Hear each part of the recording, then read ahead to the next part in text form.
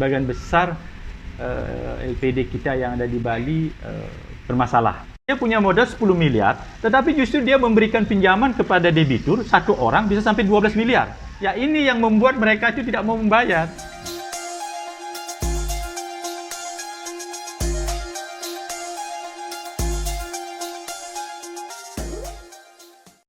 Terima kasih, selamat sore netizen Indonesia. Kami dari Balai Pegesahan Jalan Yudhistira nomor 31 Denpasar akan memulai sebuah diskusi kecil dengan Bro Adi menyangkut perkembangan LPD di saat pandemi seperti sekarang.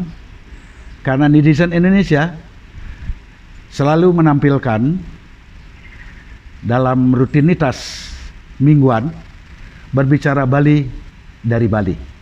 Nah, salah satu topik sekarang ini adalah membahas keberadaan atau persoalan-persoalan yang muncul dalam tubuh LPD yang merupakan roh perekonomian Bali untuk di desa-desa di Bali.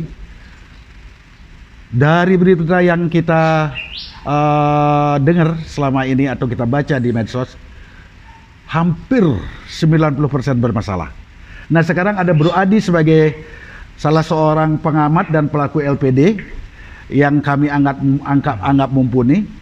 Kami akan coba membahas dengan sistem diskusi santai di Balai Pegesahan ini untuk mencari atau memberikan informasi lebih lanjut, lebih baik dan lebih benar terhadap keberadaan LPD yang bermasalah.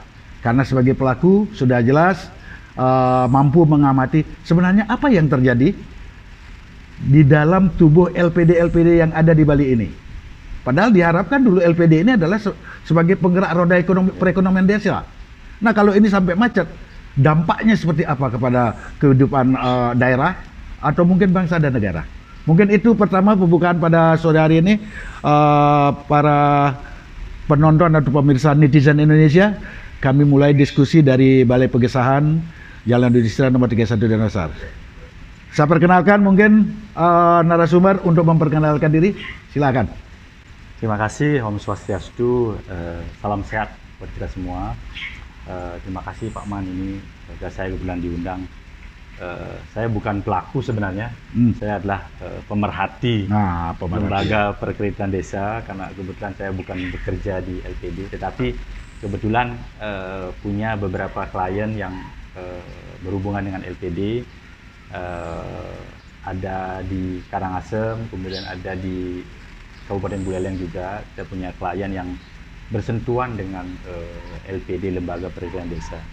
Jadi kalau boleh saya sharing sedikit, sebenarnya kan tadi sudah disebutkan sama Pak Man bahwasannya LPD itu sebenarnya bisa kalau boleh kita bilang menjadi soko guru perekonomian di desa adat. Karena apa? Karena spirit pendirian LPD itu dimulai zamannya Profesor Debau Sumantro saat menjadi gubernur sebelumnya, ingin meningkatkan perekonomian dan taraf hidup khususnya di masyarakat, di tatanan masyarakat adat yang ada di Bali. Karena LPD ini kan didesain pada awalnya oleh dan untuk masyarakat adat. Tetapi kemudian bergesernya seperti apa? Banyak justru orang luar atau anggaplah krame yang terdaftar di LPD tersebut, dia meminjam uang, tetapi uangnya justru dibawa ke tempat lain. Jadi tidak ada perputaran perekonomian jadinya kalau seperti itu. Dan ini sudah melenceng dari tujuan, prinsip ataupun tujuan di awal pendirian LPD tersebut. Ya, jadi kalau mau jujur, saya sepakat tadi bahwa sebagian besar LPD kita yang ada di Bali bermasalah, dan itu karena terkait dengan fungsi pengawasan yang lemah. Mungkin di sana dulu Pak Man. Ya. Fungsi pengawasan yang lemah saya garis bawahi dulu. Ya, itu. Oh. Kalau begitu, Radi, dari bahasan tadi saya melihat spiritnya hampir sama dengan koperasi ya. Dari, untuk, dan oleh. Betul, ya. Kalau di koperasi, anggota. Ya. Ini lebih luas. Lebih luas. Desa adat. Ya, desa adat. Untuk menghidupi roda perekonomian desa. Ya, betul. Tapi di lain sisi ada perkembangan yang sebenarnya menarik tapi merugikan. Ya. Karena apa? Dipergunakan oleh orang luar dari desa, meminjam kepada lembaga yang ada di desa, peruntukannya bukan untuk mensejahterakan atau membuat perekonomian desa itu bergerak. Ya. Nah, kira-kira model ini model yang memang diharapkan oleh pelaku di luar orang desa itu, atau ada keinginan dari masyarakat desa yang meminjam itu menaikkan profit bagi personnya dia, Ya. sehingga membuat LPD seperti sekarang, kalau saya simpulkan ya dari berita itu kocar kacir sebenarnya. Ya, betul. Nah, bagaimana Bro Adi, menurut Bro Adi itu? Ya, kalau menurut saya itu kurang pas kalau kita mau, kita mau meningkatkan profit daripada LPD, tetapi kita mengabaikan prinsip dan tujuan dasar, ya. awal daripada pendirian LPD tersebut. Seharusnya tetap berfokus pada apa yang sudah digariskan oleh Perda 3 2017 dan tentang LPD dan Peraturan Gubernur Nomor 44 tahun 2017 tentang pelaksanaan Perda 3 tahun 2017 ini terkait dengan LPD. Kenapa seperti itu? Karena seperti saya sampaikan tadi, harusnya LPD ini fokus untuk mengelola dana-dana yang ada di masyarakat. Contoh, dana sepelan dan dana sesepelan. Ya, dana sepelan itu kan dalam bentuk tabungan. Kemudian dana sesepelan itu dalam bentuk deposito. Jadi ini sebenarnya yang dimaksimalkan. Kemudian ketika ada dana itulah dipinjamkan kepada masyarakat krama desa adat tersebut. Bukan justru diberikan kepada krama dari luar desa adat. Boleh kita pinjamkan kepada krama desa adat lain, tetapi harus ada kerjasama. Kalau tidak ada kerjasama, yang ini yang tidak boleh, karena sesuai dengan bunyi Pergub 44 itu, kita boleh meminjamkan kepada krama desa adat lain, tetapi harus ada MOU istilahnya, harus ada kerjasama.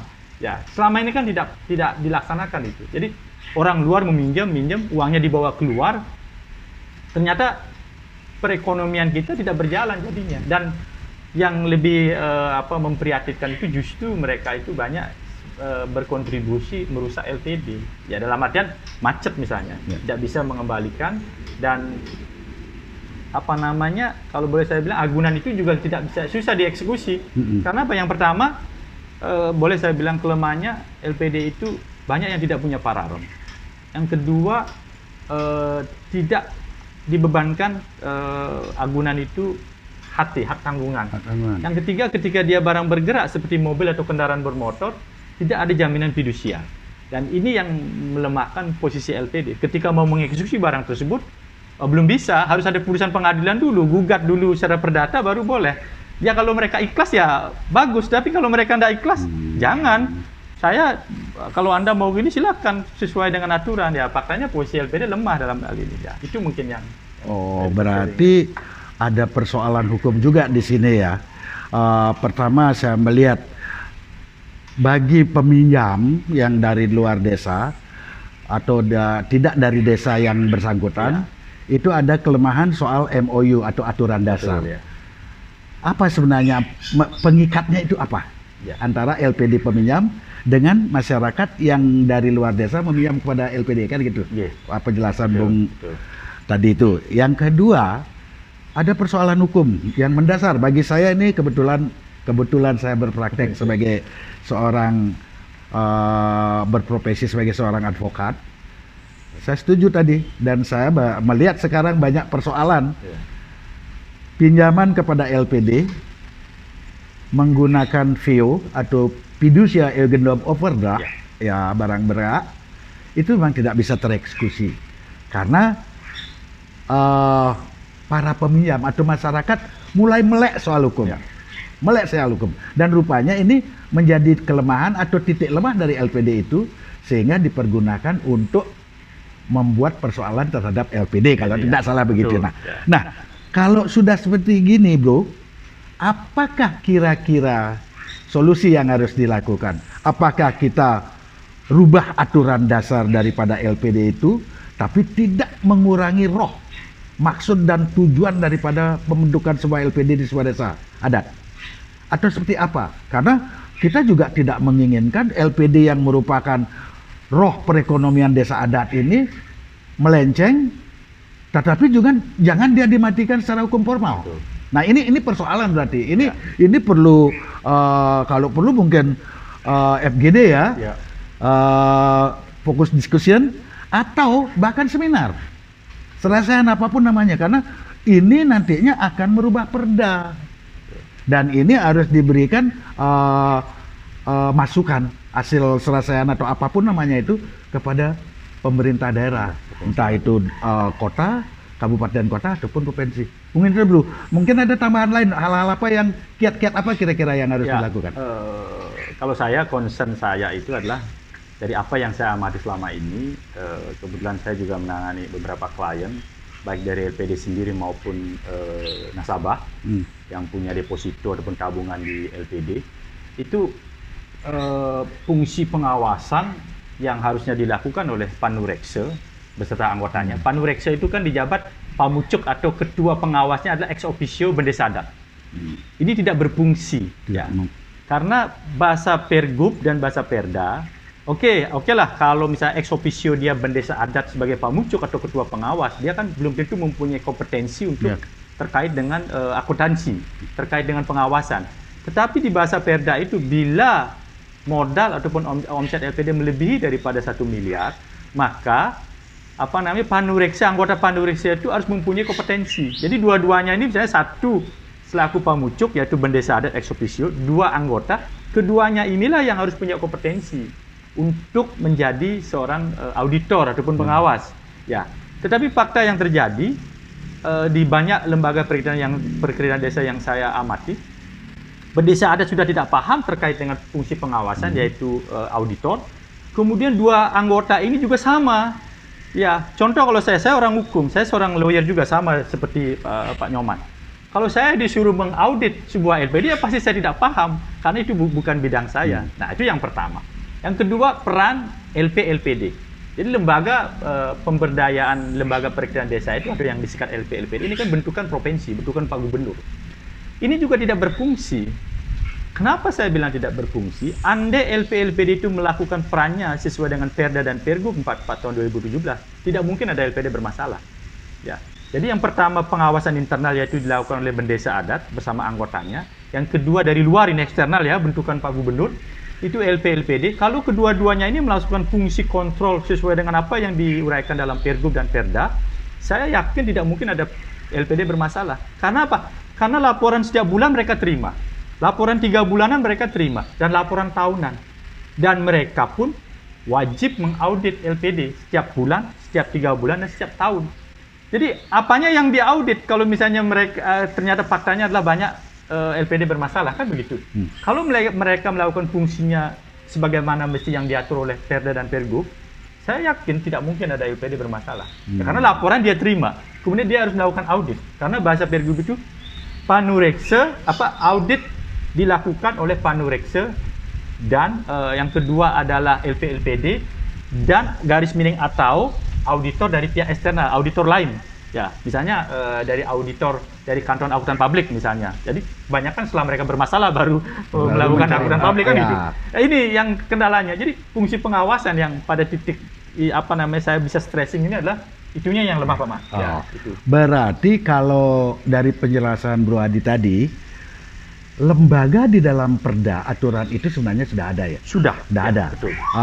Cuman persoalannya lembaga sudah ada, tapi elemen yang ada di dalam lembaga itu boleh dikatakan kapabilitas tidak punya. Ya. Seperti disedaskan tadi, Panurekse atau pemeriksa itu adalah ex officio Bendesa Adat. Ya. Dan didampingi 1 orang lagi. 2 orang. 2 orang. Ya. Berarti 3 orang. 3 orang. Berarti ada bahasa polling nanti di sini ya. 3 orang anggota harus ganjil. Ada bahasa ganjil. Kalau bagaimana bisa terjadi puting lah di antara mereka kan gitu. Terus persoalan yang awal tadi kan ada disebutkan kalau yang meminjam, orang yang meminjam itu anggota masyarakat katakanlah begitu. Dia tahu kelemahan. Obvious saya tidak mau bayar karena barang bergerak siapapun yang membawa dia yang menjadi pemilik kan begitu menurut teori ilmu hukumnya. Ini tidak adakah seleksi atau cara membarrier agar hal-hal seperti ini tidak terjadi? Ini apakah di dalam peraturan gubernur atau perdanya Adakah diatur sampai sejauh itu, Bu Adi? Sebenarnya kalau kita mau berbicara penyelamatan LPD dari awal itu Pak Man, harusnya setiap desa adat ketika dia membentuk LPD harus punya pararem.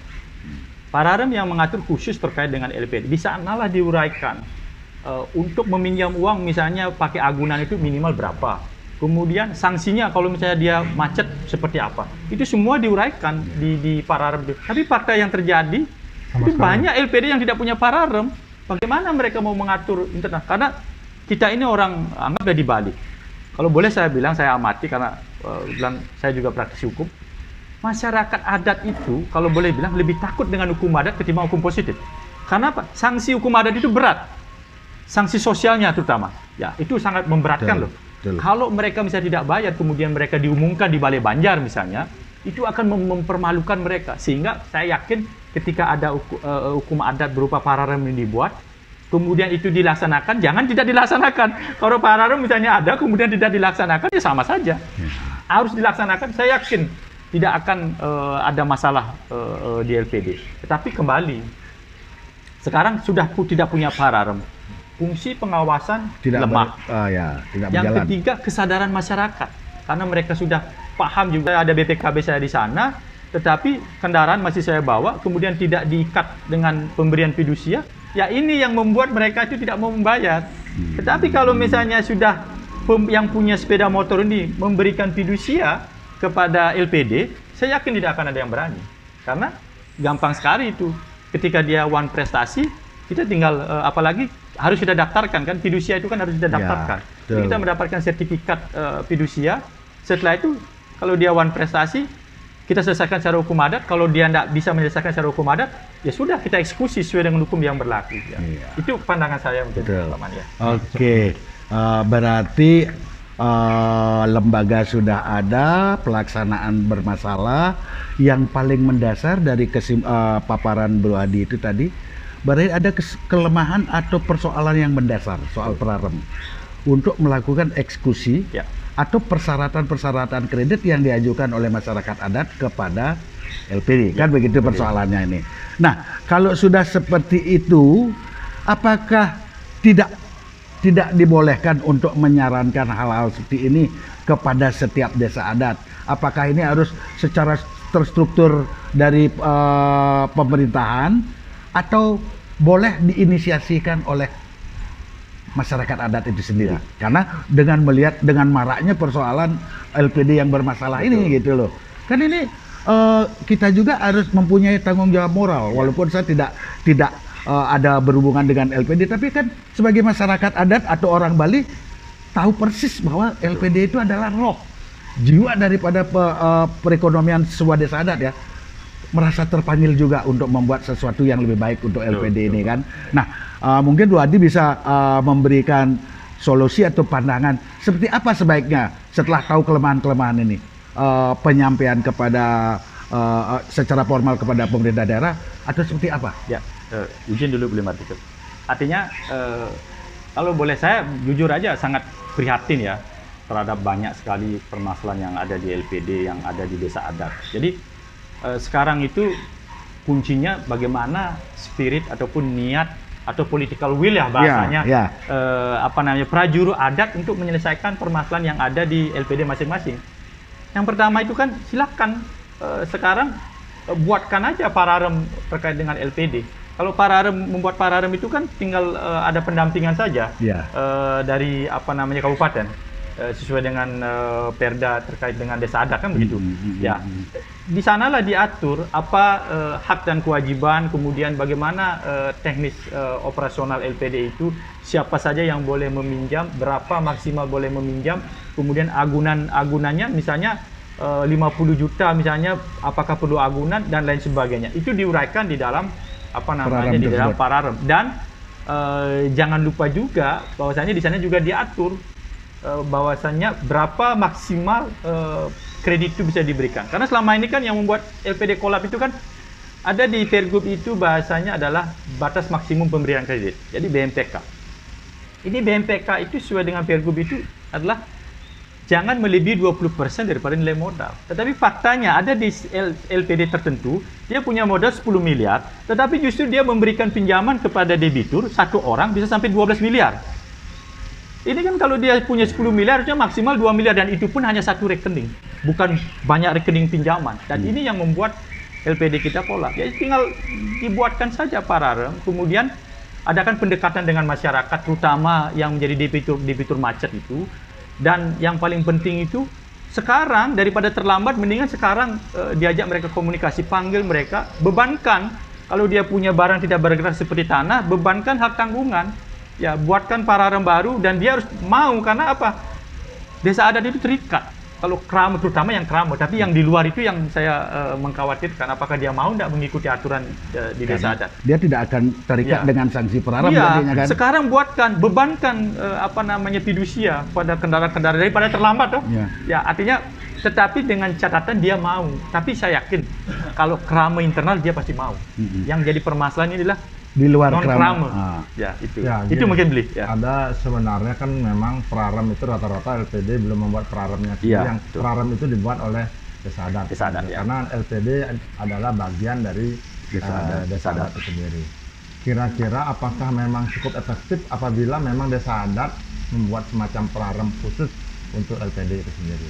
Karena gini, karena LPD kan juga tidak bagian daripada termasuk daripada undang-undang keuangan mikro. Dia terlepas dari konteks itu, dan negara tidak membebankan teks atau pajak kepada LPD. Kan gitu. Itu tidak membebankan. Seharusnya LPD bisa lebih berkreasi, bisa lebih kreatif, tetapi faktanya akhir-akhirnya LPD banyak kredit macet di sana. Karena salah satu faktor adalah faktor pengawasan yang tidak efektif. Gitu. Ya. Saya tidak berani mengatakan bahwa tidak ada pengawasan, tapi Pak yakin ada pengawasan. Apalagi dengan setoran yang berapa 5%. 5% dan berapa 40. Ya. 45% dari 5% itu. Dari keuntungan LPD. Nah, ini peran-peran dari lembaga pengawas ini yang memang perlu diefektifkan kembali, di samping memang secara ex officio peran daripada Bendesa yang memang harus kita jadi. Nah, kira-kira sejauh mana efektivitas ketika nanti mau tidak mau pararem itu harus dibuat oleh desa adat seluruh Bali terkait dengan LPD ini. Kira-kira gimana? Kalau pandangan saya, LPD itu kan bagian daripada desa adat dalam bentuk BUPDA dia. Badan Usaha Penduduk Desa Adat. Ya, itu sudah diatur di Perda terkait dengan desa adat. Sehingga desa adat itu kalau boleh bilang wajib, sebenarnya wajib membuat Perda terkait dengan LPD, karena di sanalah istilahnya hukum acaranya diatur di pararem itu. Tetapi nyatanya itu banyak sekali yang tidak melaksanakan itu. Padahal kalau dia buat, harusnya dia membuat. Dan ini yang saya sangat sayangkan. Kenapa Badan Kerjasama LPD BKS dan LPD Lembaga Pemberdayaan LPD tidak melakukan fungsinya? Padahal judulnya adalah mereka melakukan pemberdayaan, melakukan kontrol, melakukan audit, kemudian mengecek keuangan LPD tersebut. Tetapi ini tidak berfungsi maksimal. Padahal kita menyetor loh. LPD itu, kalau boleh saya uraikan, dari keuntungan LPD itu dari 100%, 60% itu adalah untuk cadangan modal.